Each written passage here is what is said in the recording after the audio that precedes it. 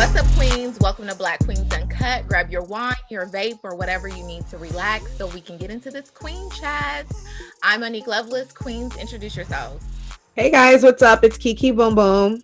Hey pasa, it's TK Trinidad. And today we have a special guest for this special segment that's been needed. She is a diversity, equity, and inclusion expert and adjunct instructor at Woodbury University and a journalist. Anasia, say your last name for me, Anasia. Obioha.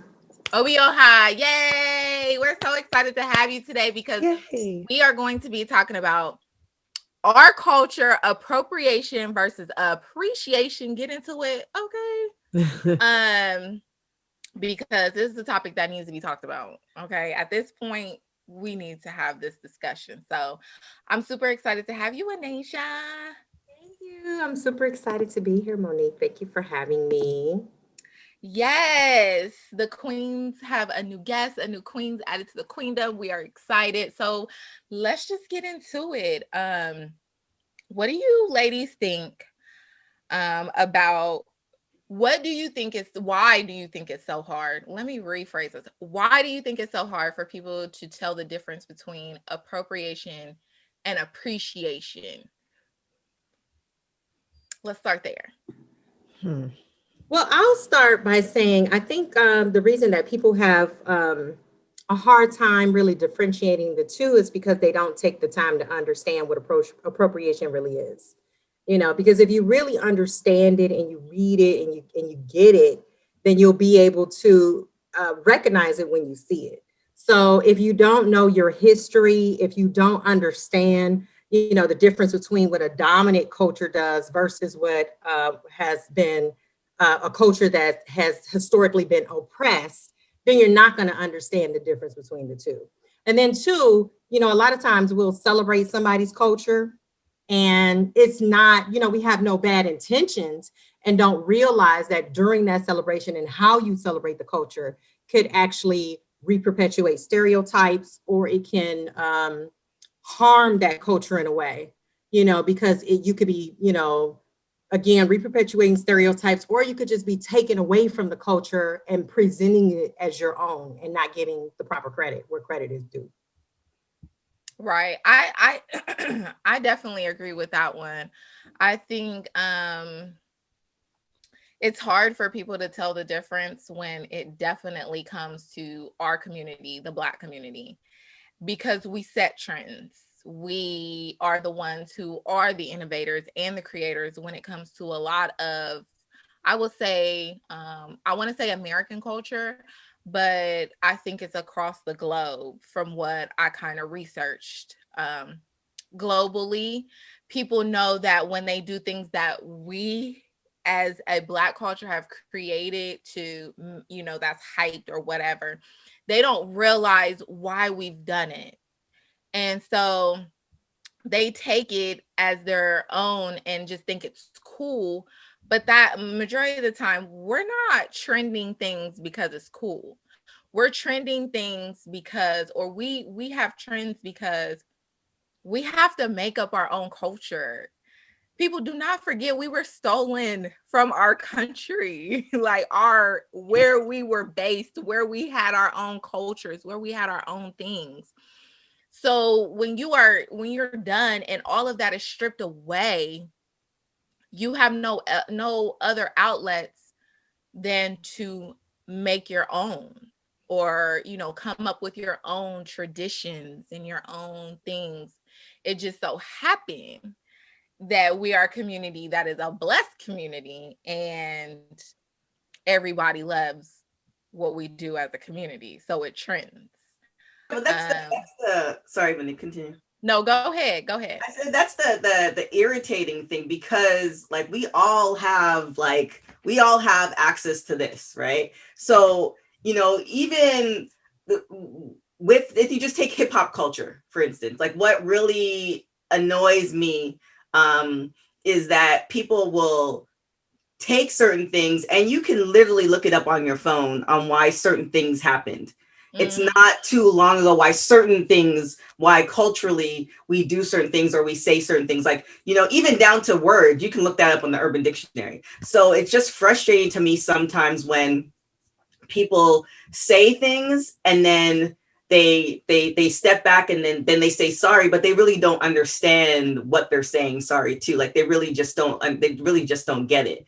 And then to the people that's surrounding them who happen to be Black, for you not even for them not even to know, then, like, are you really friends? You know what I'm saying? Like, Right. everybody knows me. Like, I'm always representing Canada. I'm always representing the islands. I'm always not necessarily educating, but if you have a question, you would know, okay, well, TK knows this because she talks about this all the time. So it's just Right. kind of like, it's just really irritating to me when certain things down to hair and all this other stuff, like, don't have any questions about hair. You have a phone. Yeah. Right. It's And so easy to look it up. and it's kind of been like, I mean, it's kind of been historical when it comes to like the Black culture. I can only speak because I'm Black, so I can't speak what really anyone else's, but it's an historical thing from when Black people have created things and it was easy to kind of take from us, because I think back then the white people at the time were like, well, they can't do anything about it. So if you think of the original Betty Boop was Black, Mhm. if you think of rock and roll music and blues and jazz, like these are things that were taken because they were like, Country. country music. They were like, well, they can't do anything about it. We have the power, we have the say so we can literally take their culture. I mean, if anyone just watched Ma Rainey's Yes. movie, I don't want to give anything Yeah, away, that was but it's good. Yes. literally a scene where they're like, well, hey. So it was easy. So I think as time kept going, there are people who just don't care, like, you know what I'm saying, until they can be called up, where today, like TK said, there is a phone, there is a computer, you know better. We've talked about this a million and one times. And yes, I do think there's some people when it comes to other cultures as well who genuinely don't understand and they want to be educated. But then there's some people, it's like, how many times do we have to keep repeating the hair thing? It's like, how many times? You know what I'm saying? So I think it is a historical thing. And I think people have gotten away with it for so long because it was a power thing where it was like, well, they can't do nothing about it. What are they going to do? They can't fight me. So I think Right. a lot of people have that mindset today too. Right. Do y'all think that people care in 2020 if they're taking it or not? Do y'all, and not like educating themselves about it? I think the 2021, since we're out of 2020. I think we have to break it up into generations. Like, I think the younger generation, they they're on I think they're on a tip where it's like they're just accepting of whoever, but in accepting of whoever, they're not researching the history. So now you have all sorts of people saying the N-word, and we looking like these kids like they crazy, but they genuinely don't know that part, because either Black parents are trying to protect their kids and they don't want them to experience that, and the white parents don't want to talk about it, so now they just all doing whatever. So that I don't know whether to be scared or just to see what happens, but that's a whole nother thing. When you talk about people that are our age, and if you living in places where it's just like LA or New York, or where there can be a mixing pot, even though maybe in your block everybody looks like you, then I don't feel I feel like that's a place. You choose to be ignorant. You can't watch all the videos and listen to the music and all this other stuff and then say something ignorant and then claim ignorance. Like, I can't accept that. Right. Y'all give one example of appropriation versus appreciation. What do y'all think? Sure. So I think appreciation is like when Adele went to the festival, and I mean, and TK, Yeah. I know you know about this. And We so she do. goes to the festival, she wears the Bantu knots at the festival. And I personally thought, okay, that's appreciation because she doesn't wear Bantu knots every day. She's not taking that and saying that this is what I do, this is my trend, I created this. I think it was a genuine appreciation for the culture. And I think it was when people come to festivals to celebrate a particular culture, a lot of times they will dress in that culture and they will try to engulf themselves in whatever that culture is. So a lot of times people will go to Toronto, Oh, for the festival, and they'll dress in this way, and hopefully they're doing it in a way to show appreciation, learn about the culture, celebrate the people, celebrate their history. But now when you have somebody like the gentleman, and I don't know his name, like he stole, well, I shouldn't say stole, but he kind of passed off. So you guys know about Matthew Cherry's Hair Love. So this person comes up with a very similar idea after Matthew Cherry does, tries to get paid off of it, does not give the original idea to Matthew Cherry, and it's basically the same idea of a young Black girl who, is having these hair issues. So it's the same concept, same idea, but yet you not giving an original person their credit. Not only are you not giving them their credit, you're getting paid off of it. Right. And you're not even from that culture. You're white. So. Okay. And shout out to social media for calling him out. Exactly. So that is the difference between somebody, I think, who's celebrating the culture and someone who is appropriating the culture. Yeah, I definitely agree. Actually, our producer Josh sent us the Adele picture, and this is how this actual subject came up: appropriation versus appreciation. And I did at first was like, okay, like, yeah, she looks kind of crazy, but I do think it was, in her case, I do believe it was an appreciation, or a form of trying to appreciate where she was at and what culture she was in at that moment, because she wasn't monetizing off of it. Right. So that's where I think the appropriation really comes in, is when you are monetizing off of it. And I will call them out, and I do not care. The Kardashians are the number one people I feel like are appropriation in the biggest way that we have ever seen in a history of anything. And the fact that they have monetized so much off of our culture from big booties. Because I was in school and had a big booty, and I used to hate it because, one, I used to get made fun of for it. I was like, I used to go home to my mom and I'd be like, Mom, I don't really like my butt is too big. And it didn't matter how skinny I was, because I was a size 2. No lies, I was a size 2. And it never mattered. I always just had a big behind. And I got made fun of. Big lips, big behind. If you wanted to wear a different color hair, you're ghetto. Or if you wanted to, if you just wanted to look sexy, you're overly sexualized as a Black woman, and you're grown, or all this stuff. And they literally took that and made millions off of it. Oh, by the way, let's not get into twerking either. Lexi Penitentiary. Right. Like, more into the episode, but I feel like my biggest example are the Kardashians. And I don't care how many people try to bat like, oh, well, Black women wear weaves and all this. That doesn't matter. The things that they took and modified their bodies or the way that they look, even down to the times where they look like they have darker skin, is a form of, let's just call it out, blackfishing. Let's just say what it is. It's a form of appropriation in the biggest way I think we've ever seen in our lives.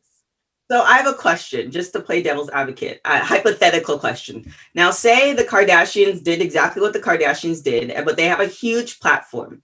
And now say they, including in them appropriating the culture, they are also educating the people who just thought the Kardashians, because when you asked the first question, the first thing I did think of was Kim K, when she had the braids, the cornrow braids, and everybody's saying that she's the creator of it. So now say Kim, before she even released that picture, or in the picture, she said, this is from this tribe and all this other stuff. If they were to do that, would you still say it's appropriation, even though they're still making money? But they have a bigger platform and they still choose to make money and educate people. Would you feel differently, or would you feel it's still appropriation? I would feel differently if not only are you educating people and giving credit where credit is due, but you also use that time as a way to elevate maybe Black hairstylists or Black women who were the originals of that hair idea. You know what I mean? Like, How many times we wear our hair flipped and people call that Farrah Fawcett? I mean, she Right. gets the credit for that. Right. So if you're going to do it, give the proper credit, but not make money off of it. Or if you make money, give it to the appropriate Yes. place. You know what I mean? But also acknowledge and give credit to people who were the originals. Right. If there's ways you could do that, there's easy. I mean, like Beyonce, for instance, like when she did the Black Power, the Black Panther thing and had all the women, like everybody knew what the historical references were. She never came out and made it seem like this is my idea. I came up with this. We're wearing these hats because I'm the creator of this. No, she gave credit to the Black Panthers and said, these were the originals who did this. And I'm giving credit where credit is due. And I'm making sure that me being a light-skinned female, I'm going to be represented with a whole bunch. I got a whole stage of people that I'm paying who got afros and they're darker skin and they got, all kind of different features. It's ways that you could give that credit and also uplift and elevate somebody else so that you're not the only person being put on the platform. Right. Yeah, I totally agree, because even when Beyonce did Black is King and she went to Africa, it was all only African people from different countries in Africa. In that music video, she had people and the people from Africa were making money from it. And I thought that was super dope. But the whole Kim Kardashian thing, and also donate the money and educate people. Hey, even though I'm wearing these cornrows, just let you guys know, because she's very good on statistics and she's going to law school. Just so you know, this state just made it legal for Black women to have their hair in braids. Just so you know, it's hard. I'm wearing these braids, but let me highlight these Black people on my page and let you know these women could not wear braids for a very long time. And even still today in the United States, Black women have a very hard time. Black men have a very hard time wearing afros, dreads, braids. Highlight stories like that, and then it would be different. You know what I'm saying? Because when she did that, she said the Bo Derek braids, and Bo Derek had to come online at her older age and said, no, I wore them, but this is where I got them from. So if Bo Derek could understand that, and Kim knows better, and they all know better, and they get away with it. And I think that's why they continue to do it, because not only do white people love them, Black people in our culture big them up as well and buy their stuff. And that's why they're still able to troll, I guess you can say, because there's certain times she does troll and she knows she's going to be trending. So she will do certain things. So like you ladies all said, and like you said, TK, like, I feel like if you're going to do that, educate, give that money. I remember last year when Black Lives Matters were happening and everyone had Black people take over their social media page, have Black hairstylists come on and, for a moment, because she had Kim Kimble come on, but only because Kim Kimble was teaching her how to do her daughter's hair. So start highlighting things like that, and start highlighting stories of why we get offended when people wear braids, because we still can't wear them at work. Absolutely. And to your point, Nakia, about Beyonce, not only a friend of mine actually casted Black is King, and her name is Anissa Williams. Big shout out. Hey girl.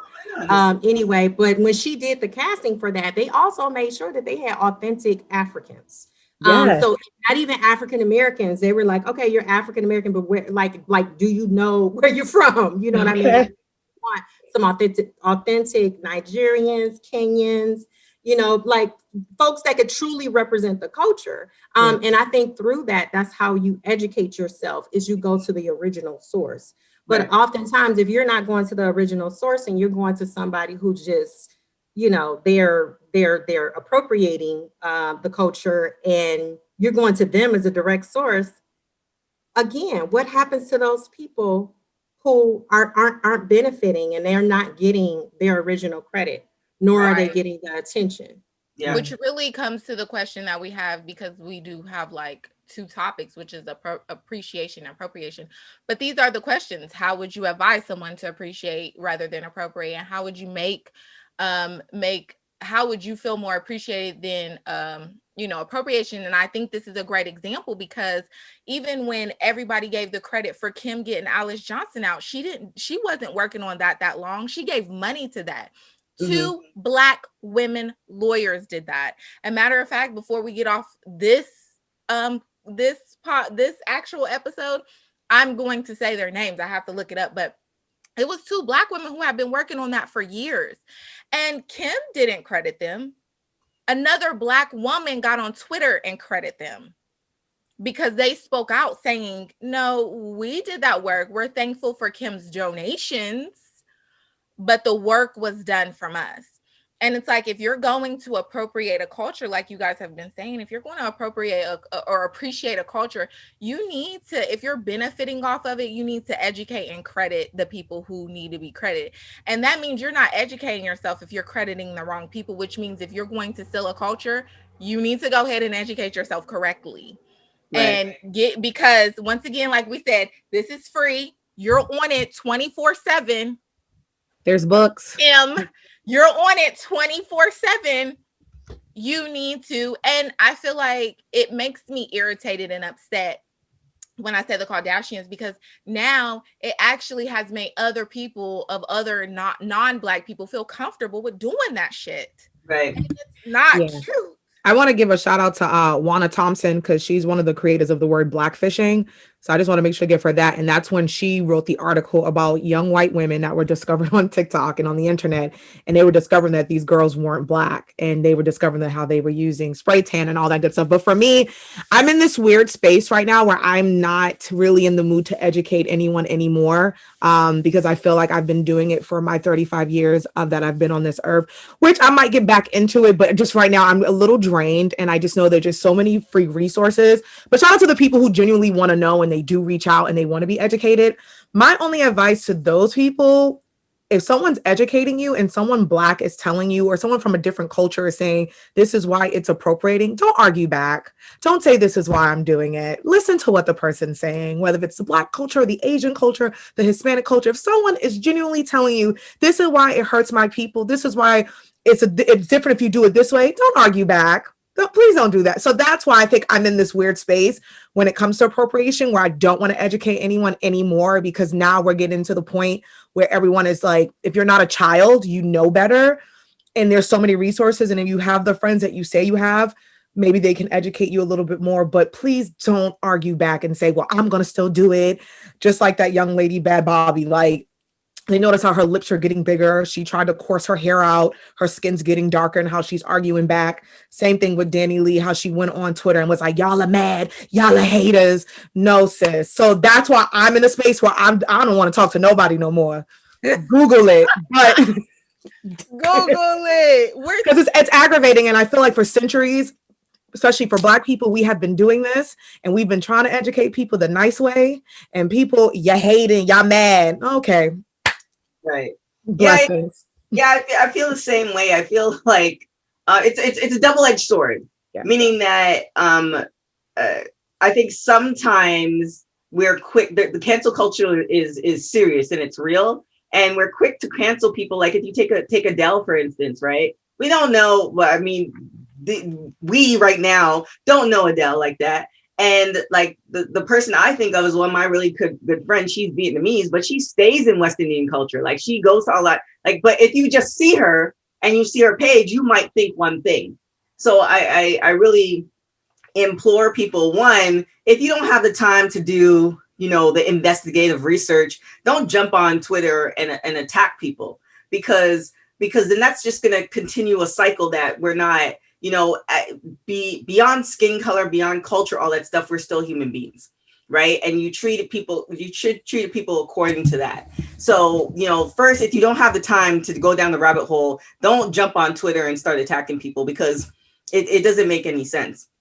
And then on the flip side, for those folks, if you do find yourself on the attacking side, then before you strike back, figure out why and the reasons why, and then explore that. Because and somebody's accusing you of appropriation and you look all around and all your friends look exactly like you, then you need to take a step out of that and figure it out.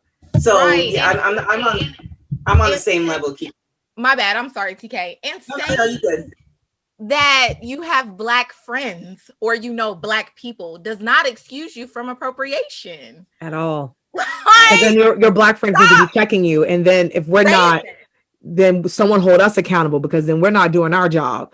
Just because you have I always say this, just because you have Black friends, Black kids, Black partners does not excuse you from appropriating, or any partner, Asian partner, Asian kids, Hispanic. It does not excuse you from appropriating their culture. And if you genuinely don't know, which is whatever, but if someone's trying to genuinely educate you, like TK said, take a step back and say, damn, you know what?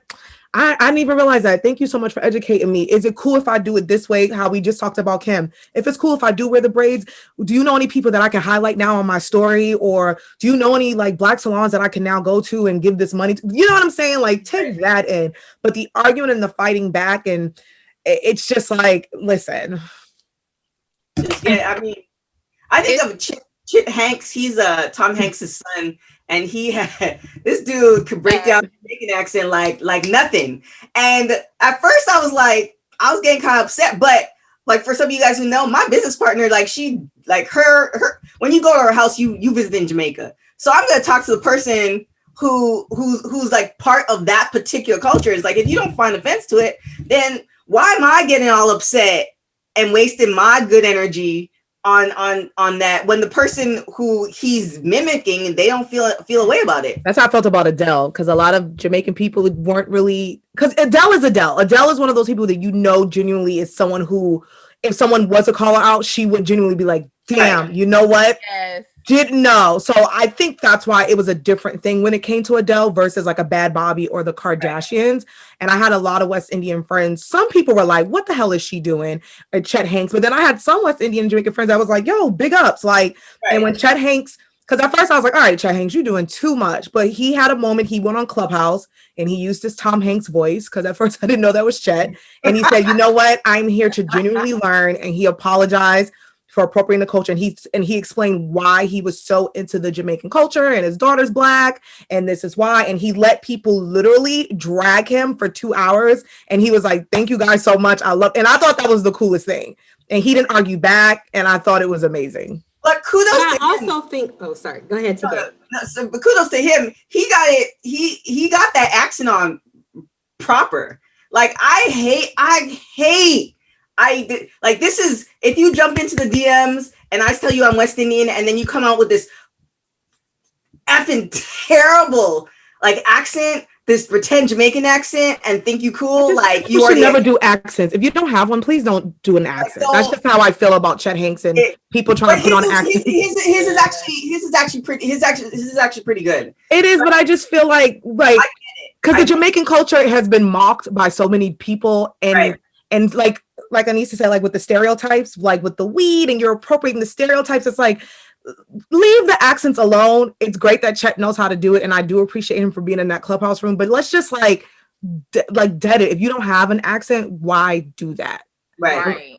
So I just got the information, and Brittany Barnett and Sean Holly were the two lawyers on Alice Johnson's legal team, the two black women that people don't know. They ain't saying their name. Let's say their name.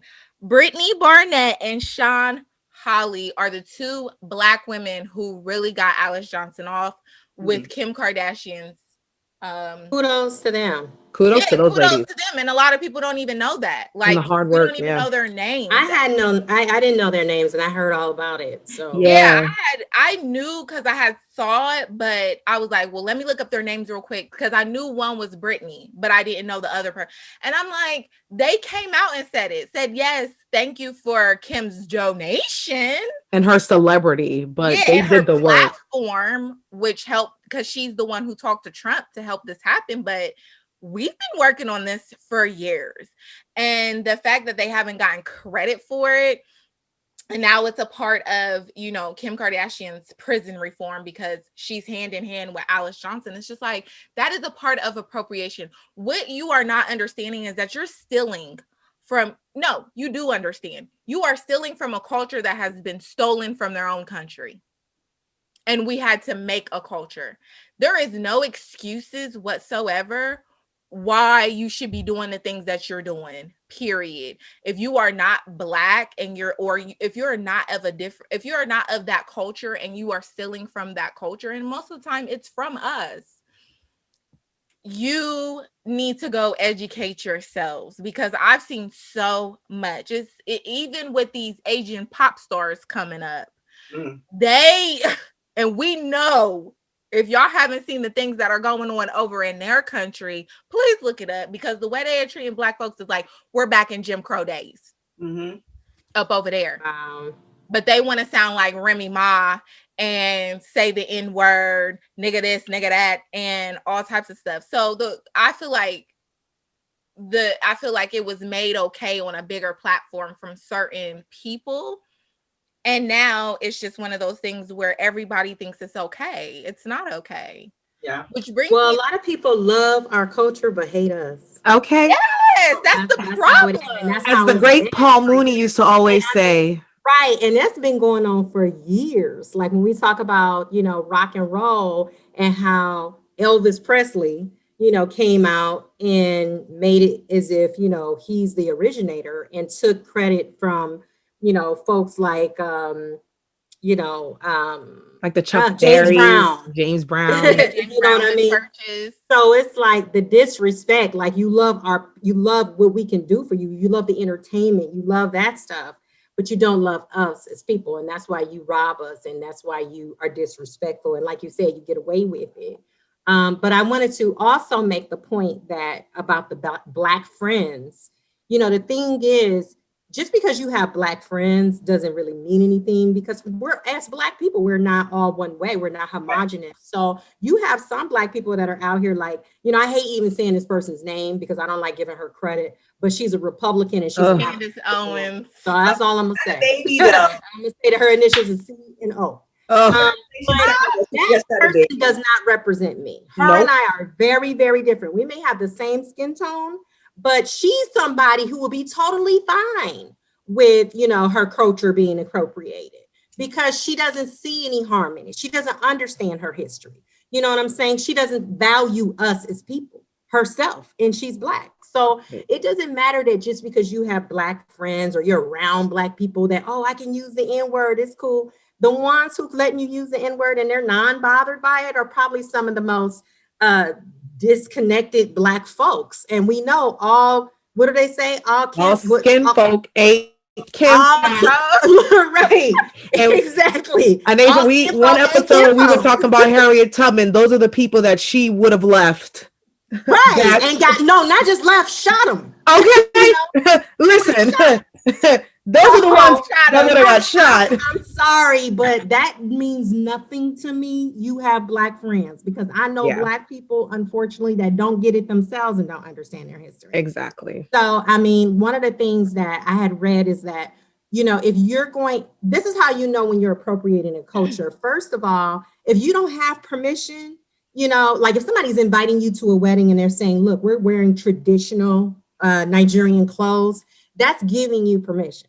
But if you're just showing up, and you just out the gate looking like Soul Man, walking in with the Black Panther outfit on, you might want to think about that and do a little research before you just show up somewhere and make sure it's okay to the people who have invited you, and make sure that you understand the history behind it, and that you're also using the items for what they're intended for. Yes. So for instance, like if you got some chopsticks, you're using them, because you're eating with the chopsticks and you're not putting the chopsticks in your head, so you have to understand why you're doing what you're doing so that you don't be offensive to people. Right. Because we don't want no like back in the day, and back in the day, so much of it is just being uneducated. Because I remember back in the day, I had family that used to always call Asians Orientals.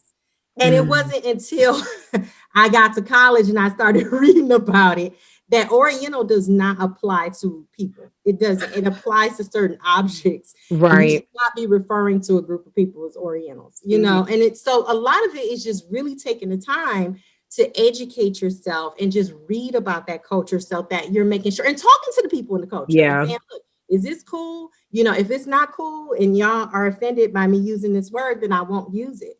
Yeah, it's just that simple. Like Anasia, I like that you just brought up the chopsticks, because honestly, it is about being uneducated. Because when I was in 7th and 8th grade, the late 90s, 2000s, it was, back then girls would put the chopsticks in their buns. But now I'm older, and this is where I'm now talking to my Asian friends, and I'm like, hey, question, how do you feel about that? You know what I'm saying? Well, I would not do that anymore. But I would ask them, how do you feel? Is it okay if I went to an event? But it's just something that I had to educate myself on. And ask my Asian friends and ask how they felt about it. And I know everyone has different feelings and everyone's different. Everyone's not the same. But I just think I do look back on certain things that I would wear and I would do, where now I'm like, no, let me try to educate myself on this culture. And let me ask them how they feel about it. Just that simple. Like you ladies said, just asking. This is the question I have. Do y'all feel like, because I've seen this said, do y'all feel like we as Black women appropriate when it comes to like weaves and wigs and stuff like that? No, I hate that. You want to know why I hate that?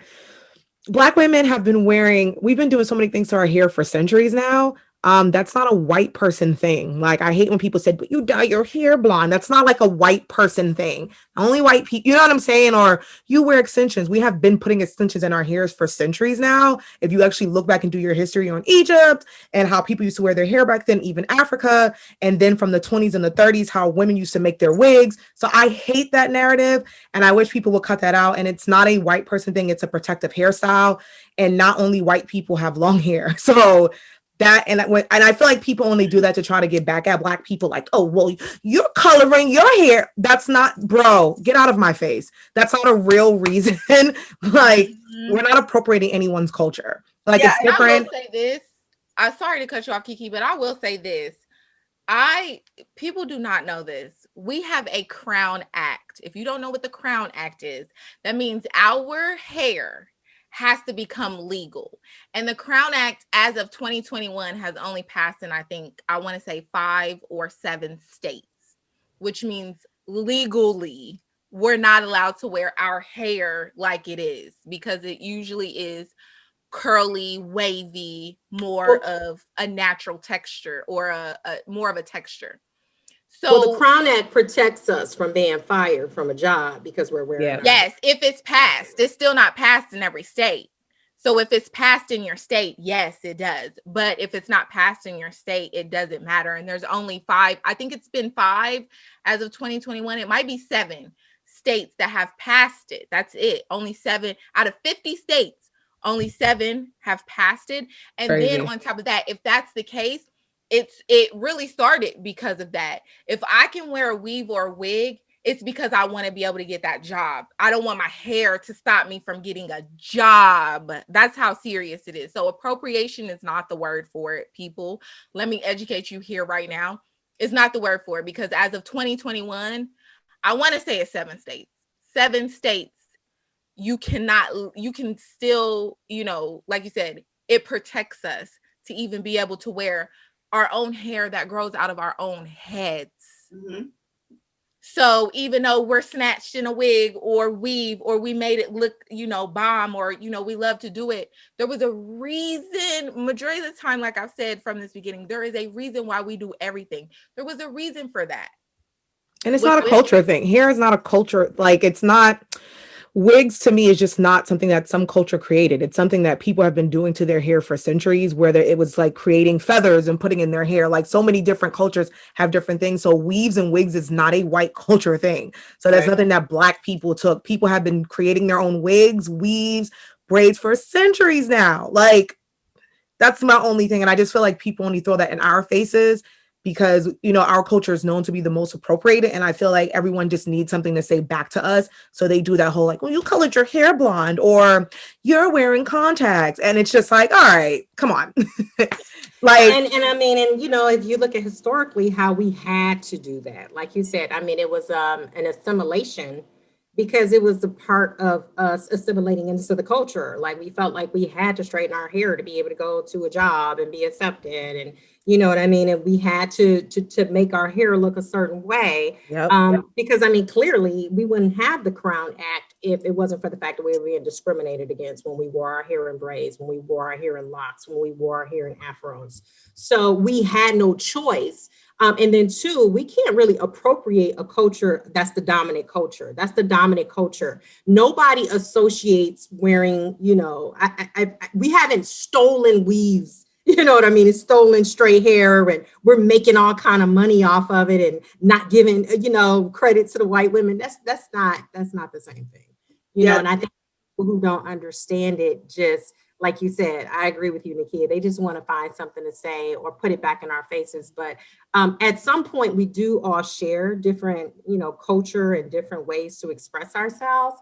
But I think the most important thing to remember is, if me and Kim are both walking down the street and I have braids and she has braids, but when I wear braids, people look at me more negatively and I'm called the ghetto queen. But then when she wears braids, everybody embraces it and it's wonderful. And she gets to, sell that look and people think it's fabulous and they call it a whole different name. That's when it becomes a problem. Right. Yep. Whether they say it's ghetto until it becomes fashionable for someone else, like Exactly. our long nails, things that we got in trouble for, got made fun of, is now like an aesthetic. So that's just something that I just want more people, when your friends or your family or people around you are just trying to educate you on things, on our nails, on our braids, on our hair, on our skin color, why women today still get offended because, like you lady said, we sometimes at certain states, we cannot wear our hair the way we naturally would love to. So yeah, I may call you out for wearing cornrows because I haven't seen you put any educational thing on your Instagram. So it's just all about taking accountability and listening and trying to be educated and saying, yo, my bad. Like, shit, had no idea. Yeah. And it really bothers me too when a name is being given differently because it's a different race wearing it.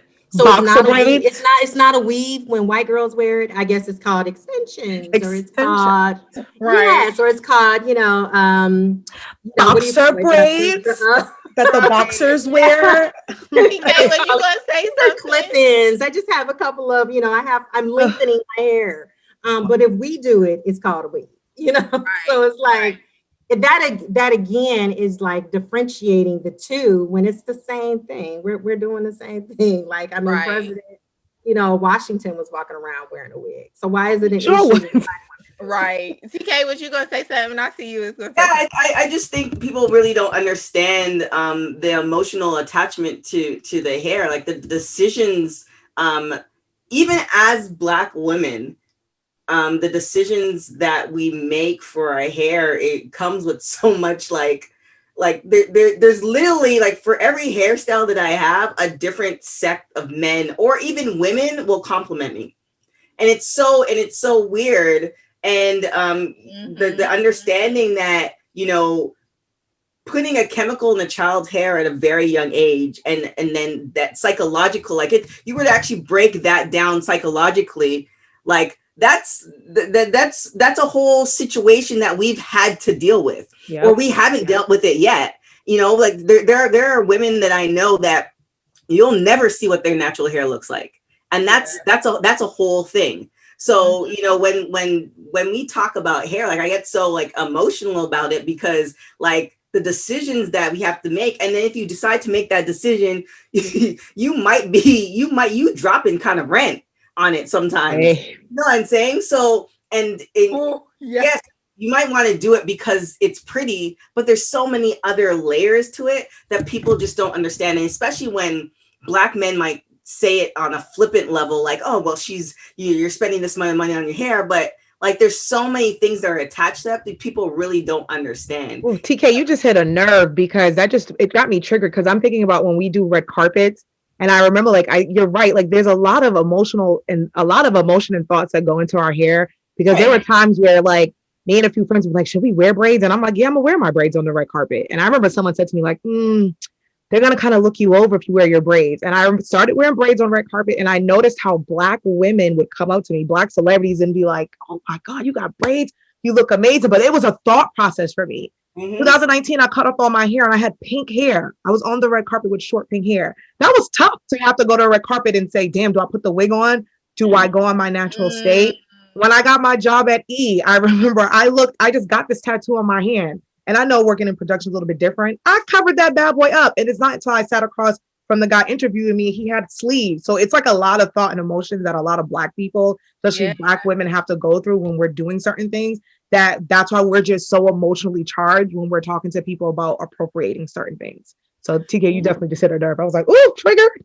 Really? And we kind of did both and both, appreciating and appropriation, and kind of how to make sure how you do appreciate another culture.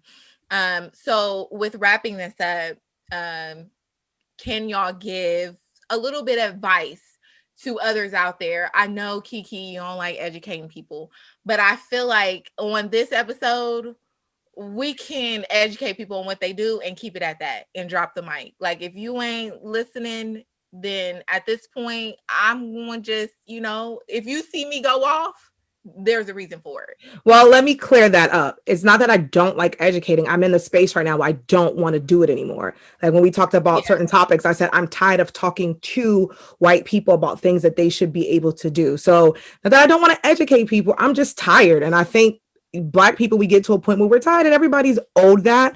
But I will say, kind of like what I said before, if someone's trying to educate you on whatever culture it is, or if they feel a certain way, just listen, take a step back and listen to what it is that they're giving you and take the time to educate yourself. Because that's something that I'm starting to do more.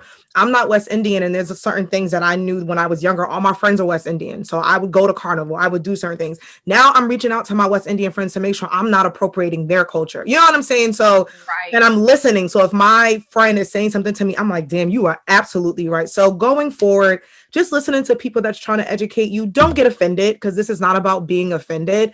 Just say, you know what, my bad. How going forward, how do you think that I can do better? How can I do better? You know what I'm saying? And the only thing I would tell people, because I'm not about the whole educating thing, is just look into resources and maybe follow people that like maybe redo your social media. Maybe start following different people that maybe put out the ideas that you like, or they're doing things, or don't feel afraid, because people do it. They slide in people's DMs and they try to educate people now, and you can do it in a less hurtful way. Like TK saying, you don't have to bash people, but there is a way where you can reach out to someone and say, hey, ooh, let me just, so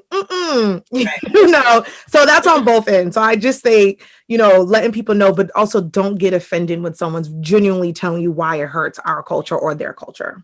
Yeah. Right. I feel like I've said this a billion times. I said this when I was on TMZ. If you can't confidently go to the cookout in Compton, the cookout in Jamaica, the cookout in Atlanta, and do whatever it is you're doing, whether it's saying the N-word, whether it's wearing the braids, and do that confidently, and also feel confident that you can walk out without getting your ass beat, then that's when you realize, let me take a step back right. and figure out, one, like, well, why would I get my ass beat? Let me figure out, why. And then two, like, why do I feel the need to do this? Yes. Period. Right. And that's for everything. Like, if you feel like as a Black person, you're going into quinceañera and you dress in a certain way and you feel like, yeah, this might not be the right play. You dressed up like the waitress at El Torrio, then that's probably ask some questions before you go. Like it's really just that simple. If you feel like you can't go into that culture without getting punched in the face by, because everybody has that uncle that they don't care who you are, then just don't do it. Period. Right. And you don't want to ask questions about why you shouldn't do it. Just don't ask questions and just don't do it. Perfectly said. Right. And I agree. I feel like I definitely agree with that. I never thought about it like that, but that's a retweet. If you can't go somewhere else and do exactly what you're doing, which is if you say the N-word, if you be like my nigga, all that stuff. If you can't go into one of our neighborhoods, and I'm talking about the hood, and no, you can't walk out without getting, because I feel comfortable with going to the hood and saying, what's up, my nigga? Like, but if you can't do that without feeling some type of different way or whatever, I definitely agree with that. Then you need to adjust your approach and what you're doing and think about what you're doing, or maybe educate yourself and ask somebody around you or look it up on Google or whatnot. Because as you can see, with this January 6th situation, Black people live in a different America. And if you didn't see it, go see it. And if you can't see it, then you need not to talk to me or any other Black person until you can see it and get your shit straight. Okay. And if you don't want to change it, sorry to cut you off. And if you don't want to change it, then accept the smoke. Okay. Yeah. Period. That's it. That's it. Just take the smoke. And to all of accept the smoke. Do not try to, like you said, Kiki, do not try to fight it. And just understand that appreciating other cultures is a big thing, because they've worked so hard to keep those traditions or keep that line of what's going on, or create. For us, it was to create our own spaces because we didn't have many spaces at all. So the things that we did were for reasons, and most of the time it was to create a space in a world that we weren't wanted in anyway. So, and we're human beings as well. So the fact is like, if you are if you're appropriating, check yourself. Like, you need to do a checkup right now, 2021.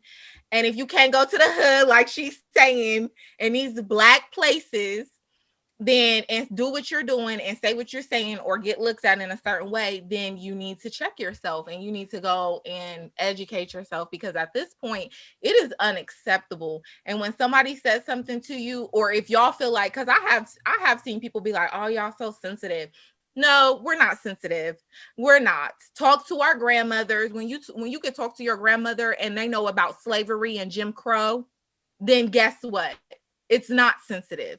It's me checking your ass, and you expect me to feel some type of way because you've gotten past a certain point with bullshit. Well, it needs to stop.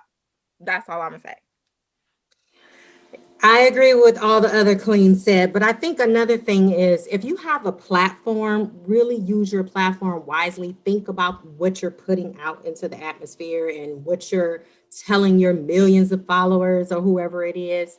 And if you do appreciate something that somebody is doing from a different culture, don't just give credit to that person, but help elevate, the people who are out here that are the originators, or the people that are making that happen. If it's a hairstylist, who's out here and they're shining, just like with the inauguration, I've been seeing a lot of articles about the hairstylist that did Michelle's hair, the designers. They had Black designers that helped style Kamala and Michelle. Like, help that person get to the next level. I mean, because that's what your platform is for. It's to educate, and also make sure that you're directly supporting the folks who are the originators of whatever that is. Because you do have a lot of people out here that make money off of selling somebody else's creations. So make sure you're going to the originators and you're saying, okay, I love, this box braid look. So I'm gonna make sure that I'm going back and I'm giving it to Black women hairstylists, and I'm giving them credit. And you're not just wearing it, and then you got folks out here who now you're seeing these white hairstylists popping up, in these white suburban areas. No, get that credit to these women in the hood that's been doing this for years. And they've never gotten their credit where credit is due. So I just think that it's an opportunity to not just learn and educate each other, but also give credit to the hidden figures. The people who don't normally get that credit. Right. Yep. And that's definitely true. I think that's a great note to end off of. Anasia, we thank you for coming on, Queen. Tell everybody where they can find you and what you have going on. Sure. Well, you can find me on Facebook under my name, Anasia Obioha. I'm just normal girl. And then I'm also on Instagram at Anasia Obioha. What I have going on is I'm an educator, but also I am working on my first film. So you will see me talking about that. I wrote and produced my first film, and I'm hoping that people will support it and check it out. It's called Entanglement. And another, key thing that I'm all about is just making sure we have representation in the media. So I've been really focusing on that. And then my other big project is I'm having a baby next week. So I'm looking forward to becoming a mom again. I'm having a daughter, and check me out. Check me out on Instagram. I'll keep you updated and posted. And of course, anytime I'm doing stuff, with the interviews and stuff like that, I post it occasionally. I still get out there and may interview people for EUR Web and a couple of other media outlets. But for the most part, I'm just, focusing on my new project, Entanglement, and being a mom. That's awesome. Yeah, thank you, ladies. Yes, thank you. We love having you, Queens. Let them know where they can find you. I just want to say thank you to Anasia. This was such a great conversation, and congrats, because you both have a baby soon and you're just out here still killing it. So thank you. And you guys can find me on all social media at Kiki Boom Boom. And you can find me on everything at TK Trinidad. Like I said, y'all, feel free to slide in the DMs. I can keep on saying, tell you I'm playing in the universe. And then feel free to buy that cocoa butter. You can go to century.co to do all of that, you know, and that's about it. Yeah. And the body, the shower, Gel. I use it religiously. The TK's shower gel is amazing. Body scrub. Yes. I need to check it out. It's I've so been using good. so much body butter for my belly so that I don't get stressed Oh out. yeah, that'll be a I'll good send you one. some. I got you. Send me your. Thank you, girl. But it's for like you gotta have it, man. If you don't, your skin starts getting all dry and itchy. So yeah, Oh no. definitely Yeah. check that out. Monique. No, we don't want that. I'm Monique Loveless. You can find me at It's Monique Loveless. And also make sure that you go follow the Queens at Queens Uncut on all social media platforms. Check out our website at blackqueensuncut.com. Also, make sure you look at our videos on YouTube at Black Queens Uncut and check us out every Wednesday. You can go on Apple, Anchor, Google, wherever you want to be. The Queens are. Trust me, we are there. So we thank Anasia coming on. Guys, this was one of my favorite conversations especially for Black History Month. And thank you. And bye, Queens, our Queendom family. I should say kings and queens. Kings and queens.